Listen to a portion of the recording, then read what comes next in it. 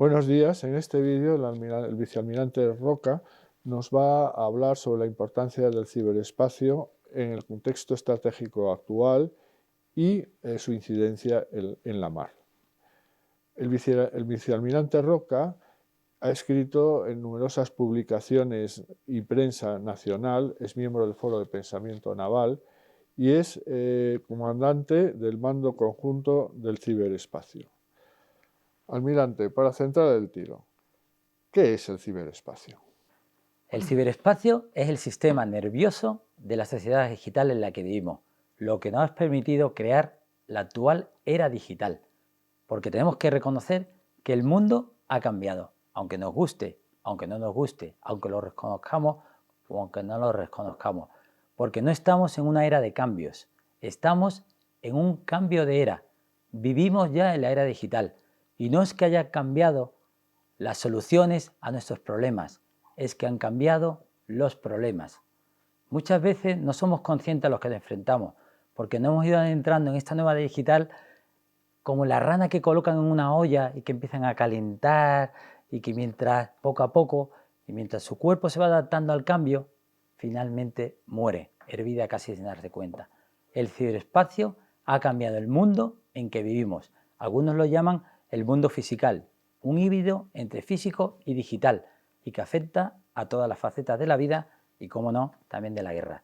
Existen, ya para terminar, muchas definiciones doctrinales de lo que es el ciberespacio, lo que me has preguntado, pero es casi más fácil pensar qué no es el ciberespacio, porque el ciberespacio forma parte de todo aquello que lleva un semiconductor, todo aquello que lleva un chip, todo aquello que maneja información digital, unos y ceros. Y como decía, hoy en día es casi difícil encontrar algo que no esté conectado digitalmente. En el caso de un buque se me ocurre, por ejemplo, la campana, que no forma parte del ciberespacio, pero es que ya ni siquiera se usa ni para picar las horas en nuestros buques. Almirante, ¿qué es lo que diferencia el ciberespacio de los dominios tradicionales como tierra, mar, aire o incluso el espacio, que es nuevo? Bueno, también muy fácil para que se entienda, es que todos aquellos ámbitos que han mencionado han sido creados por Dios. No los puedo modificar, pero sin embargo el ciberespacio es el único ámbito creado por el hombre, es artificial y por ello yo lo puedo configurar, lo puedo evolucionar y está en constante evolución. Y es que estamos siendo testigos, Octavio, de la mayor transformación de la historia de la humanidad. Y ojo, la tecnología que antes tardaba una década o décadas en entrar en nuestras vidas, ahora tarda un año, es decir, en incorporarse. Es decir, que te va a afectar sí o no, como decía, aunque te guste o no te guste. Porque hay que conocer y comprender las características del ciberespacio, de la nueva era digital. Porque como suelo decir, es donde vamos a vivir el resto de nuestra vida. Y para los líderes, cuando algo no se conoce o algo no se comprende, se está ante una disyuntiva. La primera, no decidir y retrasar la decisión. Y la segunda, decidir o tomar una decisión equivocada. Para entenderlo y protegerlo, nosotros dividimos el ciberespacio en tres capas. Una capa geográfica, física, que es donde están los ordenadores, las redes, las torres de telefonía, los cables submarinos, etc. Luego una capa lógica, que es la realmente importante, que es el tesoro, que es la razón de ser, donde están los 1 y los 0, que es la razón de ser, digo, de por qué hemos creado el ciberespacio, que es para almacenar, gestionar y transportar esa información digital. Y luego hay otra capa, que es la de ciberidentidad de las personas, que se acceden siempre a través del ciberespacio. Almirante, ¿qué ha cambiado tanto para que el ciberespacio sea considerado un dominio y por qué es tan importante el ciberespacio? Bueno, básicamente porque todo país desarrollado depende totalmente del ciberespacio, de los datos, de los servicios, de las capacidades que allí residen. Y no hay una sola área de la sociedad moderna que no dependa del ciberespacio, que no tenga algo digital, como decía, que no tenga un circuito integrado o un chip. El ciberespacio es un dominio vital para casi todos los estados. España no puede funcionar como país, incluso no puede ir a defenderse convencionalmente sin el acceso seguro y confiable al ciberespacio. Y la mala noticia es que el ciberespacio es el entorno ideal para la ejecución de las amenazas híbridas, cuyo objetivo es desestabilizar, provocar una polarización de la sociedad, neutralizar la voluntad de luchar, socavando la confianza de la población en sus líderes.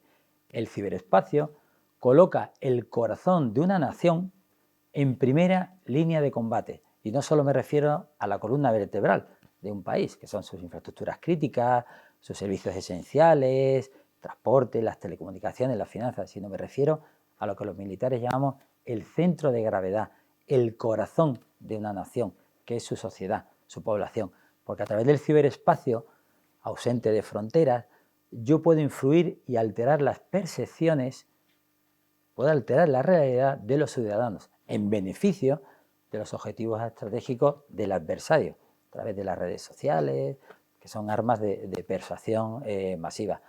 Por ello es muy importante entender que esto va mucho más allá de la lucha contra el fraude, que afecta a los bancos y empresas, que va mucho más allá de la lucha contra el cibercrimen, que afecta a los cuerpos y fuerzas de seguridad del Estado.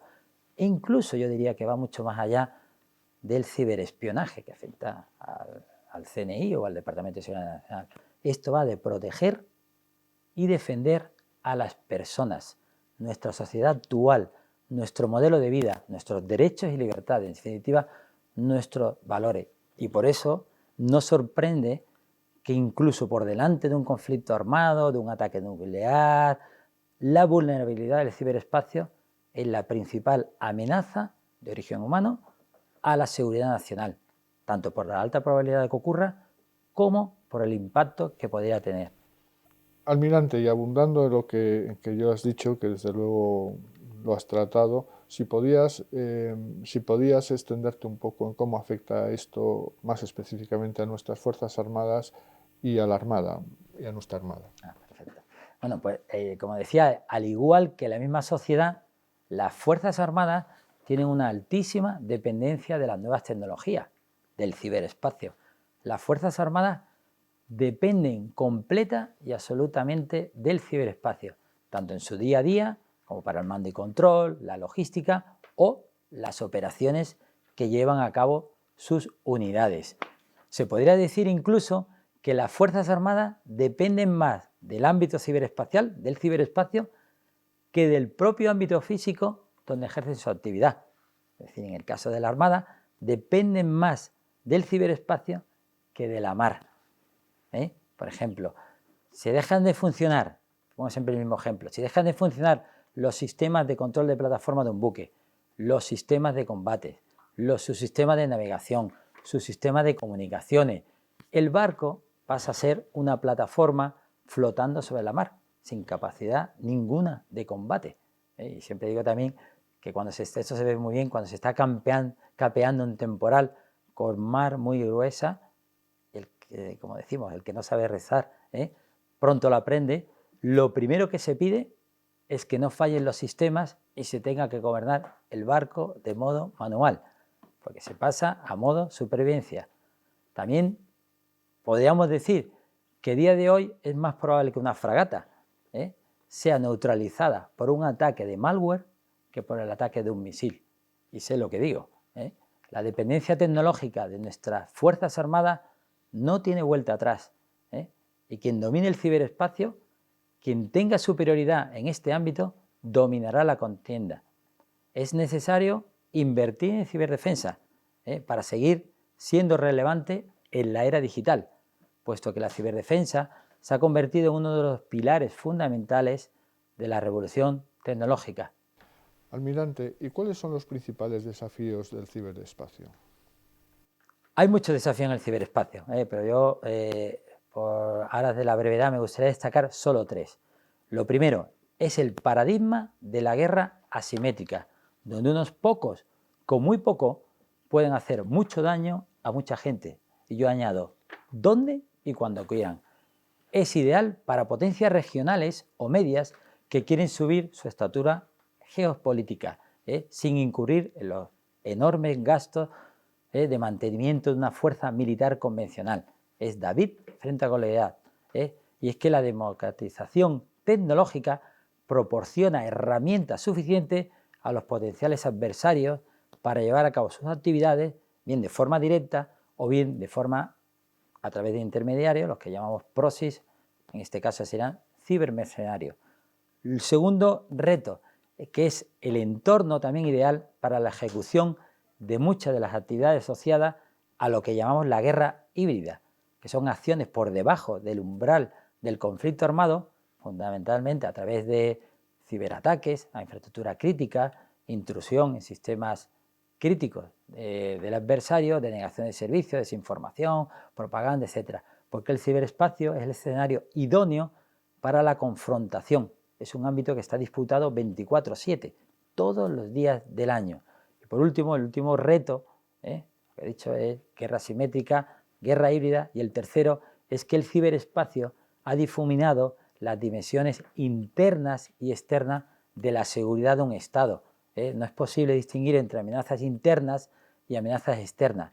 Se puede atacar sin alerta previa e incluso, diría que circunvala el mecanismo clásico de la disuasión, debido a la dificultad de atribuir, que es falla uno de los pilares básicos de la disuasión, que es la represalia.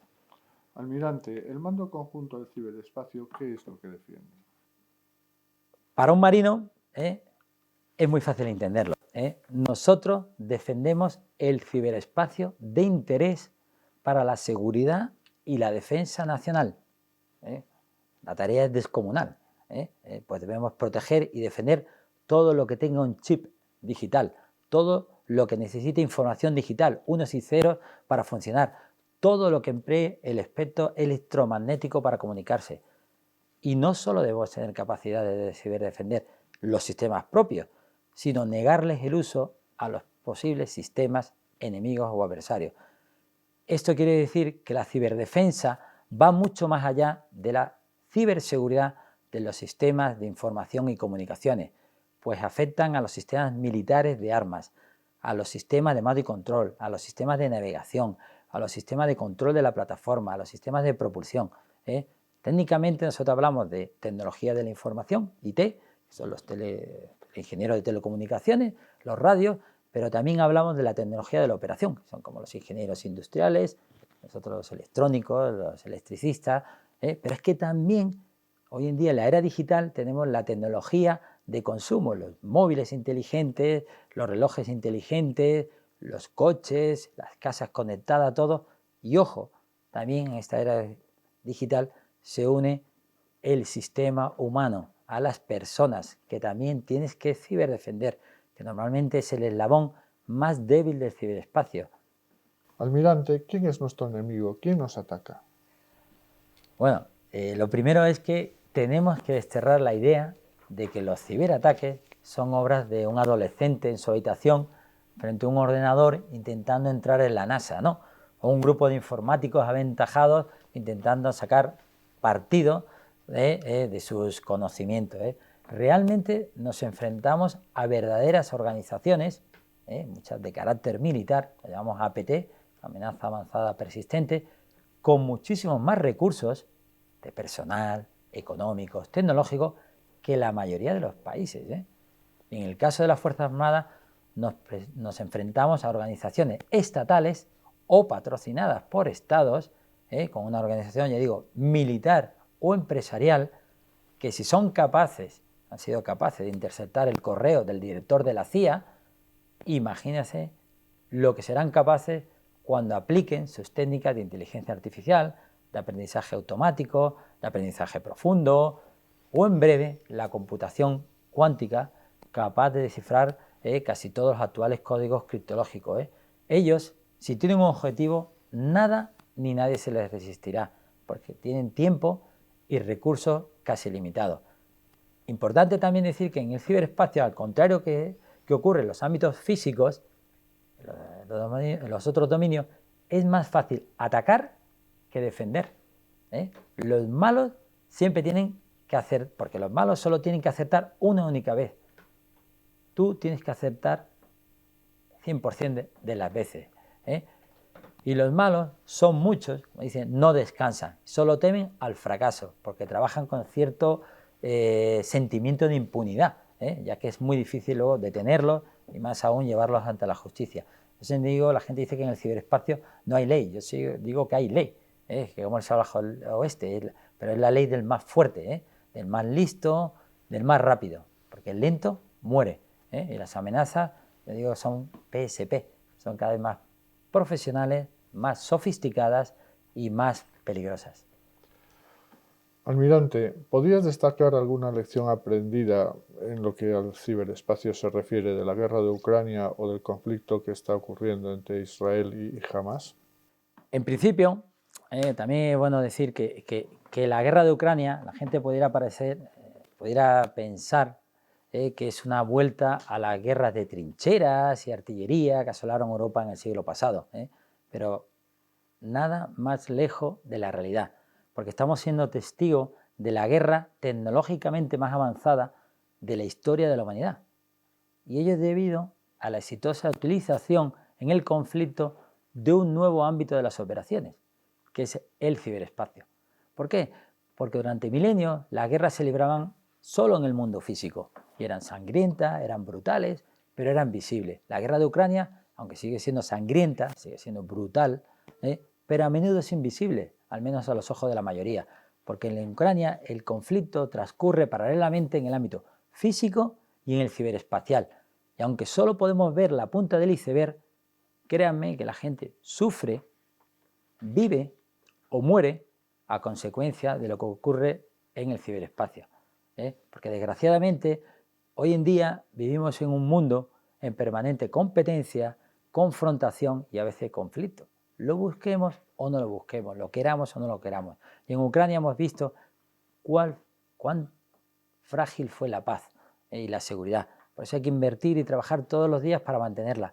Ucrania ha demostrado, para mí la principal lección aprendida, que invertir en ciberdefensa fue un gran acierto.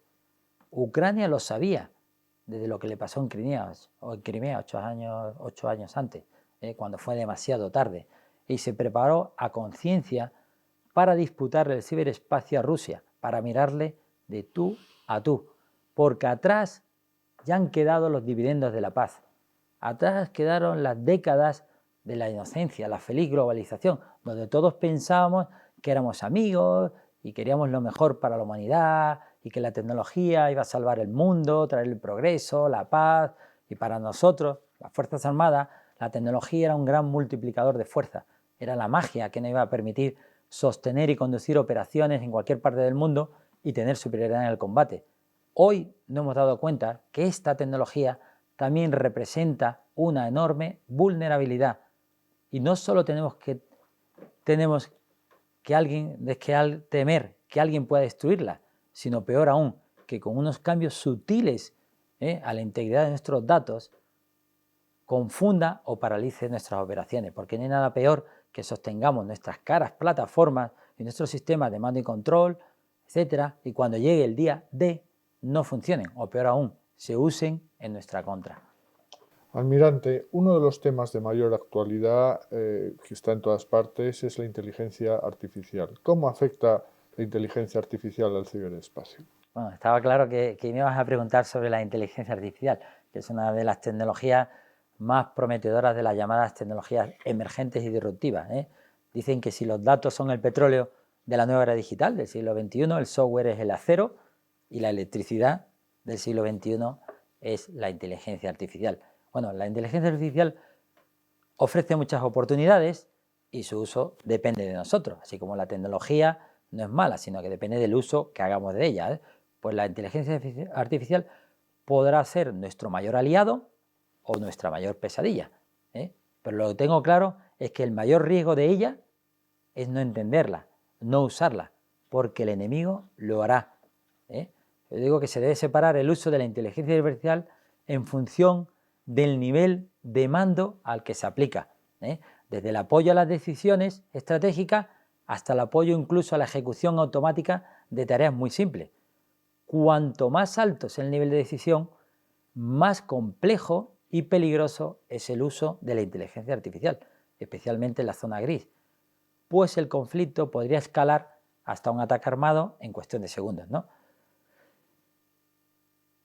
Cuando en realidad podría haber sido, nos estamos enfrentando a un ataque de falsa bandera, una señalización, etc. Además, Cuando la decisión puede tener consecuencias letales o muy graves, la respuesta debe ser siempre valorada con sensibilidad humana y ser una persona la que tome la decisión final, porque no hay que equivocarse. El ciberespacio donde operamos va de personas, y mientras más tecnología tengamos, mientras más inteligencia artificial tengamos, más importantes serán esas personas, porque la tecnología cada vez será más accesible, porque ya estará democratizada y tenemos la tecnología en todos lados, en todo momento. La diferencia la harán las personas, su ética en el trabajo, su compromiso, sus valores. Almirante, para finalizar, ¿nos podías señalar alguno de los retos del mando conjunto de ciberdefensa que mandas? Sí. Bueno, el mayor reto es, como digo, para mí es mejorar continuamente, ¿no? Lo que suelo decir, un poco cada día, pero todos los días, ¿eh? Pero si tuviera que coger dos proyectos importantes e ilusionantes que en el ámbito de desarrollo ahora del mando conjunto del ciberespacio, que se tratan de tener capacidades, para mí sería en la parte de telecomunicaciones alcanzar la capacidad operativa final del sistema de mando y control nacional, el ECC2N. Y en la parte de ciberdefensa, iniciar el proceso de obtención del futuro sistema de combate para operar en el ciberespacio, le llamamos SCONCE, que consolidará el concepto de empleo dentro de todas las Fuerzas Armadas. Como proyectos de futuro en el ámbito de la investigación, simulación y desarrollo, que es la punta de lanza, tengo dos proyectos importantes. También el primero en el ámbito de las telecomunicaciones es el Centro de Ciberdefensa 5G, destinado a la investigación, al desarrollo y a la experimentación de las capacidades de ciberdefensa en 5G y todos los sistemas militares que utilicen esta tecnología, ser capaces de conocer las vulnerabilidades para defenderla o poder negársela al adversario. Y en el ámbito de la ciberdefensa, otro proyecto que tenemos es que España opta a la capacidad, a albergar la capacidad de la OTAN del Cyber Range clasificado, que el Cyber Range es un campo de maniobra virtual donde se realizan no solamente los ciberejercicios a nivel estratégico, operacional y táctico, sino cualquier ejercicio marítimo, aéreo o terrestre que tenga una componente ciberespacial, que en un futuro van a ser todos. Almirante, muchas gracias. Ha sido un placer y un privilegio tenerte aquí, escucharte y oír tus conocimientos, que desde luego son absolutamente nuevos, al menos para muchos, y entre ellos yo. Muchas gracias, Almirante. Gracias.